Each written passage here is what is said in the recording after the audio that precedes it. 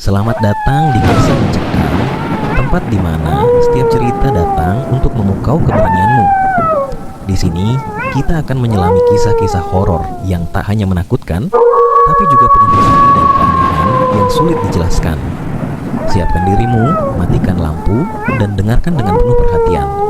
Karena kegelapan yang akan kita masuki tak pernah sama seperti yang kamu bayangkan. Jangan lupa, jika kamu suka dengan cerita yang membuat jantung berdebar dan bulu kuduk merinding, tekan tombol berlangganan dan ikuti perjalanan horormu bersama kami. Terima kasih.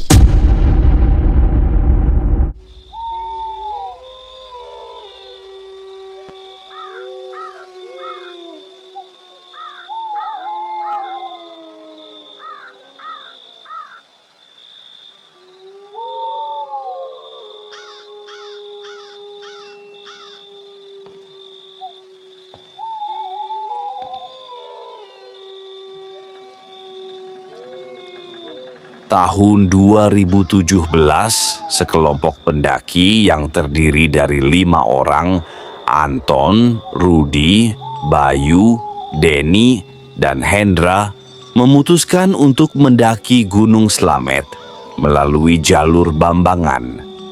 Mereka adalah pendaki berpengalaman, bukan pemula yang baru pertama kali naik gunung. Mereka memulai perjalanan dengan semangat.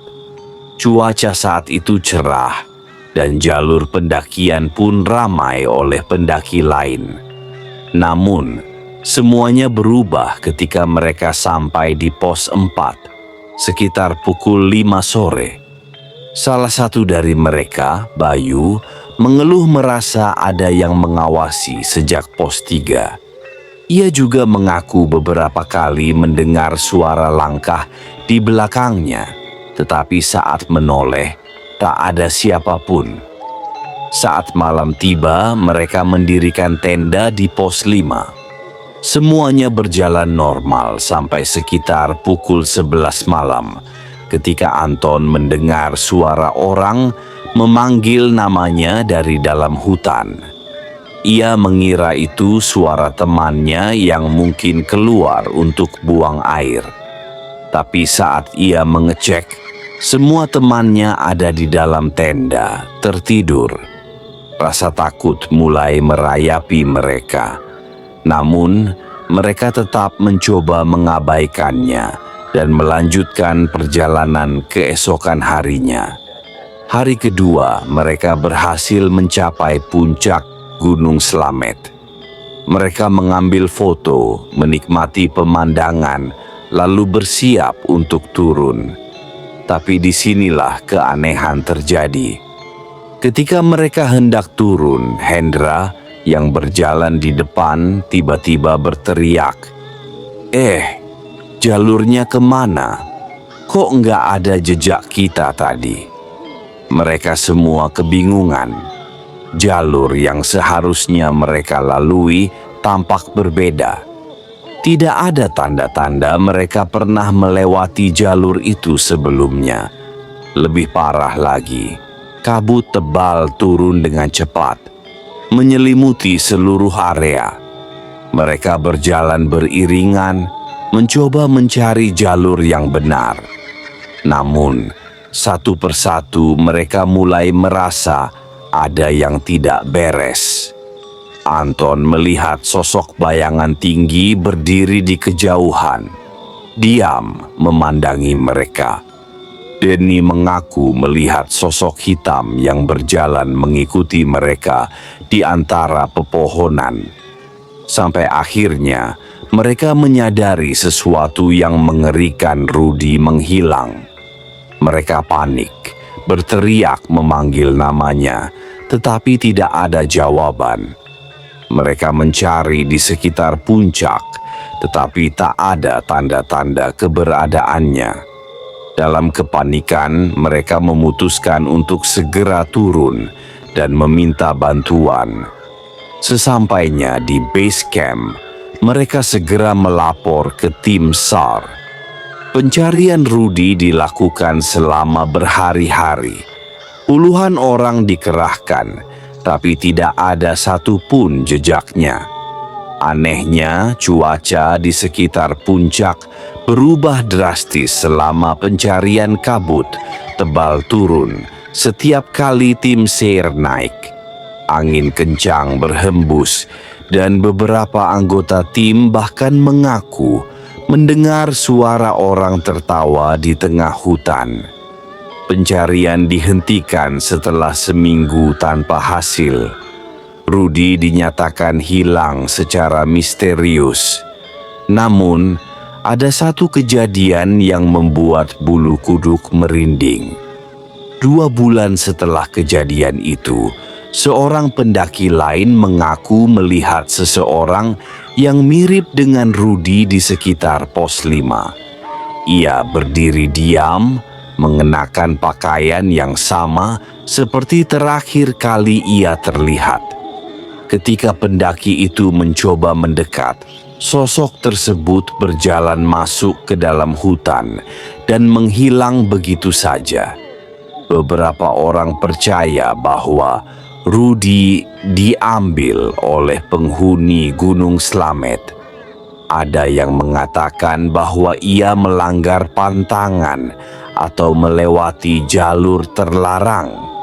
Yang jelas, sampai hari ini Rudy tidak pernah ditemukan dan Gunung Slamet tetap menyimpan misterinya. Jika suatu hari kau mendaki ke sana dan melihat seseorang berdiri sendirian di tengah hutan, jangan pernah memanggilnya. Jangan pernah mencoba mengikutinya. Bisa jadi, itu bukan manusia lagi. Setelah 2 bulan berlalu sejak hilangnya Rudy, kejadian aneh masih terus menghantui Gunung Slamet.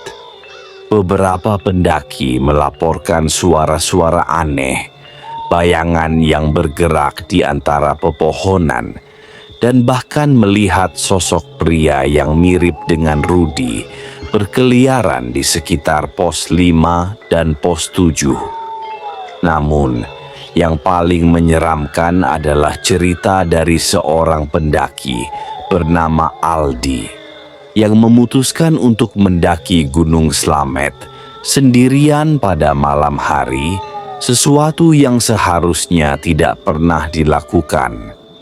Aldi adalah seorang pendaki yang skeptis dengan cerita-cerita mistis. Ia percaya bahwa hilangnya Rudy hanya karena tersesat atau mengalami kecelakaan. Dengan tekad membuktikan bahwa tidak ada hal gaib di sana, ia mendaki seorang diri pada suatu malam yang berkabut. Saat melewati pos 3, ia mulai merasa ada yang aneh. Suara langkahnya bergema seolah ada orang lain yang mengikutinya dari belakang. Setiap kali ia berhenti, suara itu juga ikut berhenti. Saat mencapai pos 5, suasana semakin ganjil. Angin bertiup kencang, membuat ranting-ranting pohon berderak, seperti ada sesuatu yang bergerak di dalamnya. Lalu, di kejauhan, di bawah cahaya rembulan yang samar, Aldi melihat sosok seseorang berdiri di tepi jalur pendakian. Sosok itu mengenakan jaket yang sama, persis seperti yang dikenakan Rudy saat terakhir kali ia terlihat. Wajahnya tidak terlihat jelas karena tertutup kabut. Aldi mencoba mendekat. "Rudy," panggilnya. Sosok itu diam, lalu perlahan berbalik. Saat itu Aldi merasa seluruh tubuhnya membeku. Wajah sosok itu memang mirip Rudy, tapi kulitnya pucat kehijauan, dengan mata yang kosong menatap tanpa ekspresi. Bibirnya bergerak, seolah ingin mengatakan sesuatu, tetapi yang keluar bukan suara manusia, melainkan bisikan menyeramkan yang terdengar, seperti suara banyak orang berbicara sekaligus. Aldi terpaku. Tubuhnya tidak bisa bergerak. Kakinya terasa berat, seperti ada sesuatu yang mencengkeramnya dari dalam tanah. Tiba dari belakangnya terdengar suara napas kasar. Saat Aldi menoleh, ia melihat bayangan besar, hitam pekat, dengan mata merah menyala menatapnya dari sela-sela pepohonan. Saat itu juga, tubuhnya terasa ringan dan ia merasakan tarikan kuat ke belakang. Aldi jatuh terduduk. Saat ia sadar, sosok mirip Rudy dan makhluk hitam itu sudah menghilang. Hanya kabut pekat yang tersisa. Dengan sisa tenaga, Aldi berlari turun secepat mungkin. Ia hampir tergelincir beberapa kali, tapi ketakutannya lebih besar daripada kelelahan yang ia rasakan. Ketika sampai di base camp, tubuhnya gemetar dan wajahnya pucat pasi. Ia segera menceritakan pengalamannya kepada pendaki lain yang berada di sana. Salah satu pendaki senior yang mendengarkan ceritanya hanya menghela napas panjang dan berkata, "Kamu beruntung masih bisa kembali." Setelah kejadian itu, Aldi tidak bisa tidur nyenyak selama berminggu-minggu. Setiap malam ia bermimpi berada di puncak Gunung Slamet, dikelilingi kabut tebal, sementara sosok Rudy berdiri di kejauhan, menatapnya dengan mata kosong.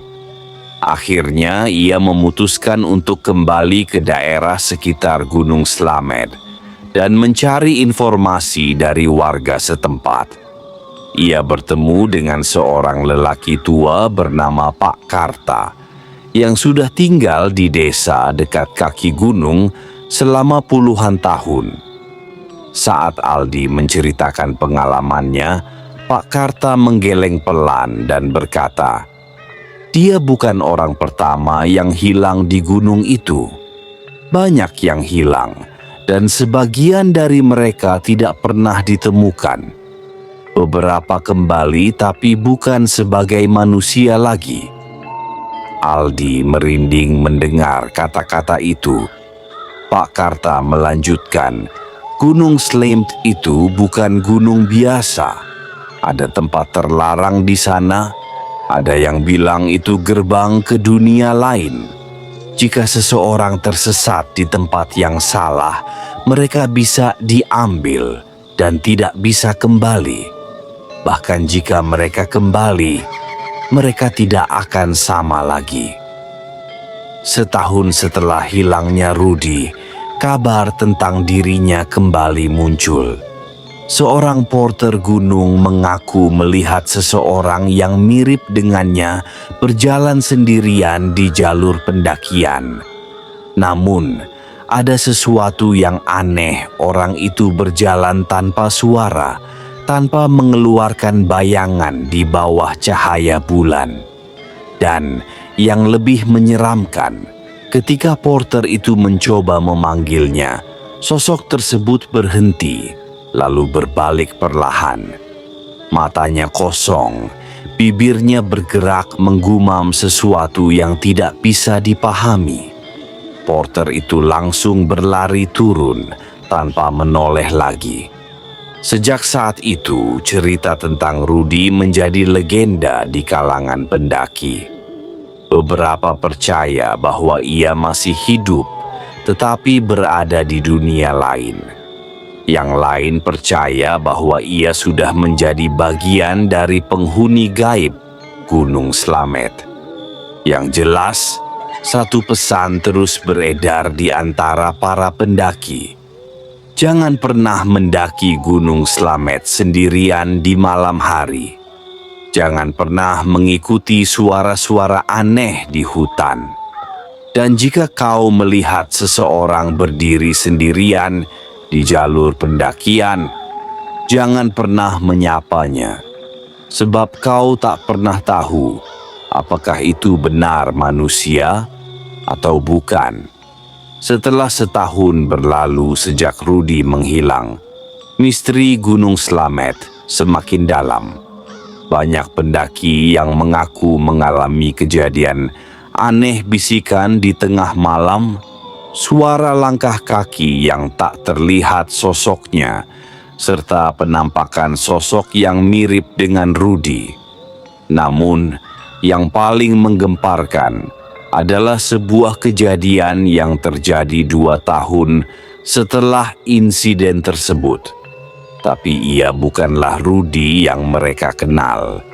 Suatu malam, seorang pendaki bernama Wahyu bersama timnya baru saja turun dari Gunung Slamet setelah perjalanan yang melelahkan.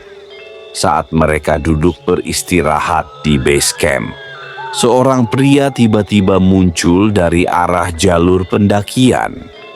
Pakainya kotor, sobek di beberapa bagian, wajahnya pucat dengan mata cekung, dan rambutnya kusut berantakan. Ketika salah satu anggota tim Wahyu menyorotkan senter ke arahnya, semua orang terdiam. Pria itu adalah Rudy, tapi ada sesuatu yang aneh dengannya. Ia tidak berbicara sepatah kata pun. Matanya kosong, tidak menunjukkan emosi, dan gerakannya kaku seperti orang yang baru belajar berjalan. Tim SAR yang dulu pernah mencari Rudy segera dipanggil. Mereka mengajaknya duduk, memberinya makanan dan air, tapi ia hanya diam, menggenggam botol air dengan tangan gemetar, lalu meneguknya perlahan. Seseorang bertanya, "Rudy, kamu dari mana saja selama 2 tahun ini?" Saat itulah sesuatu yang mengerikan terjadi. Wajah Rudy perlahan berubah menjadi ekspresi ketakutan yang luar biasa. Tangannya mencengkeram kepalanya sendiri, tubuhnya bergetar, dan ia mulai bergumam pelan, "Aku tersesat. Di sana, mereka tidak membiarkanku pergi." Salah satu anggota tim SAR mencoba menenangkannya, tapi tiba-tiba Rudy menatap mereka semua dengan mata merah berair, lalu berbisik dengan suara serak, "Aku bukan Rudy." Seketika ruangan menjadi hening. Semua orang terpaku, merinding mendengar kata-kata itu. Salah satu pendaki memberanikan diri bertanya, "Kalau kamu bukan Rudy, lalu siapa kamu?" Rudy menatap kosong ke lantai, lalu berbisik lirih, "Aku hanyalah bayangan. Rudy yang asli masih ada di sana, di dunia mereka." Setelah beberapa saat, Rudy mulai bercerita dengan suara gemetar. Ia mengatakan bahwa pada saat ia menghilang di puncak Gunung Slamet, ia tersesat di jalur yang tidak dikenal. Kabut tebal menelannya, dan ia terus berjalan tanpa bisa menemukan jalan kembali. Hingga akhirnya ia sampai di sebuah tempat yang tidak seharusnya ada, sebuah desa yang tak tercatat di peta. Desa itu aneh. Semua rumahnya terbuat dari kayu tua dengan cahaya lampu minyak yang redup. Penduduknya berpakaian seperti orang zaman dahulu, dan mereka semua menatapnya tanpa ekspresi. Saat Rudy mencoba bertanya di mana ia berada, seseorang berbisik di telinganya, "Kau telah memasuki tempat yang salah. Kau milik kami sekarang." Ia mencoba lari, tapi kakinya terasa berat, seolah ada sesuatu yang menahannya di sana. Malam demi malam, ia mendengar suara-suara aneh. Di sekelilingnya suara tangisan, bisikan-bisikan asing, dan langkah kaki yang mengikuti di belakangnya. Yang lebih menyeramkan, ia menyadari bahwa penduduk desa itu tidak pernah berkedip. Mereka hanya diam, menatapnya dengan mata kosong. Suatu malam, ia mendengar suara familiar memanggil namanya. Ia berlari menuju arah suara itu dan melihat seseorang berdiri di tengah kabut tebal. Sosok itu adalah dirinya sendiri. Wajah yang sama, pakaian yang sama, tapi dengan ekspresi menyeramkan, bibir yang menyeringai lebar, dan mata yang hitam kelam.